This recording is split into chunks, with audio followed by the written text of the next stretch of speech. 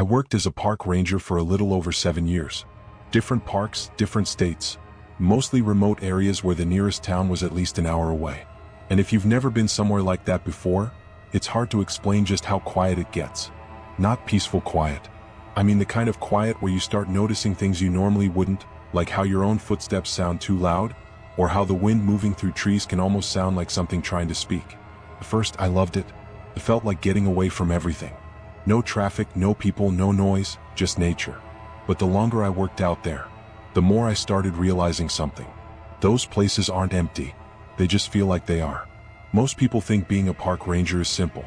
You check trails, help lost hikers, deal with the occasional wildlife issue, things like that. And yeah, that's part of it. But there's another side to the job that nobody really talks about. Not publicly at least, because part of our training isn't just about protecting people. It's about controlling what people think about the park. That means when something happens, something unusual, we don't always report it the way it actually happened. We're told to simplify things, to make them sound normal. Disappearances become hikers who got lost. Strange sounds become wild animals. And anything we can't explain, we're told not to write down at all. At first, I didn't question it. It made sense in a way. You don't want to scare people.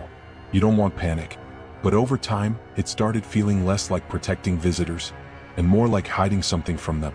There were also areas of the park we weren't supposed to go near after dark. No real explanation. Just marked zones on our internal maps. And the rule was simple. If your patrol route takes you near one of those zones late in the evening, you turn around. No exceptions. The first time I asked about it, one of the older rangers just looked at me and said, "You'll understand eventually." And that was it. No joke. No explanation. Just that. For a while I followed the rules. Did my job. Kept my head down. Told myself there was probably a reasonable explanation for everything. But that didn't last. Because eventually, you see something you can't ignore. It happened about 2 years into the job. I was doing a late patrol near one of the outer trails.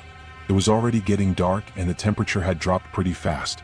You could smell that cold in the air, that dry, sharp scent that comes just before night fully settles in. I remember the trees being completely still. No wind, no insects, nothing. And that alone felt wrong. Because even in the quietest parts of the forest, there's usually something. Some kind of background noise. But there was nothing. Just silence. That's when I saw the campsite. It was just off the trail. Maybe 20 or 30 feet into the trees. At first, I thought someone had just set up late. But as I got closer, something felt off. The fire was still burning. Not dying out, not embers. A steady flame. Like it had just been fed recently. There were 2 backpacks on the ground. A small tent. And scattered around the dirt were personal things. A flashlight. A water bottle. And a child's shoe.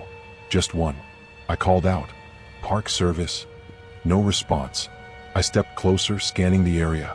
That feeling started creeping in again, like I wasn't alone. Not in a visible way. Just awareness, like something was aware of me. I checked the tent. Empty. Still warm inside. Like someone had been there not long ago. But there were no footprints leading away from the site. None. Just disturbed dirt around the camp. And then nothing. Like whoever had been there just stopped existing past a certain point. I radioed it in. Gave my location. Described what I saw. And I expected a search team. Or at least instructions to secure the area. But instead, there was a pause. Longer than normal. Then my supervisor came on. And all he said was, "Leave it." I thought I misheard him. "Sir? Leave the site. Return to your route." That was it. No follow-up. No questions. Nothing. I stood there for a few seconds, looking at that campsite, that burning fire, that shoe. And I knew that wasn't a normal response. But I followed orders. I walked away, and I didn't look back. After that, things started changing for me. Not all at once. Just small things. Patterns. We'd get reports from hikers saying they heard someone calling their name from deeper in the woods. Not shouting. Not panicked. Just calm. Like someone they knew. And almost every time when we'd follow up, there would be no one there. Some campers would say they saw figures standing just beyond their campfire light. Far enough that you couldn't make out details, but close enough to know something was there. Watching. And when they tried to focus on it, it would be gone. At first, I chalked it up to paranoia. People get nervous in unfamiliar places. Their minds play tricks on them. That's what I told myself, until I experienced it myself. It was during another late patrol. Same area, same unnatural silence. I was walking along the trail, checking markers, when I heard it. Footsteps. Behind me. Slow. Measured. Matching my pace, but slightly delayed. I stopped. The sound stopped. I turned around. Nothing. Just trees. Darkness. I waited a few seconds, then kept walking. And the footsteps came back. Same rhythm. Same distance. Not getting closer. Not falling behind. Just there. That's when I heard it. My name. Quiet. Almost carried by the air. Daniel? I froze. Every instinct told me not to respond, not to turn around. So I didn't. I just stood there, listening. It came again. Same voice. Same tone. Like someone trying to get my attention without alarming me. But there was something off about it. The way it said my name. Sounded right, but felt wrong. Like hearing a recording of your own voice that doesn't quite match how you remember it. I started walking again. Faster this time. And the footsteps didn't follow. The voice didn't come back.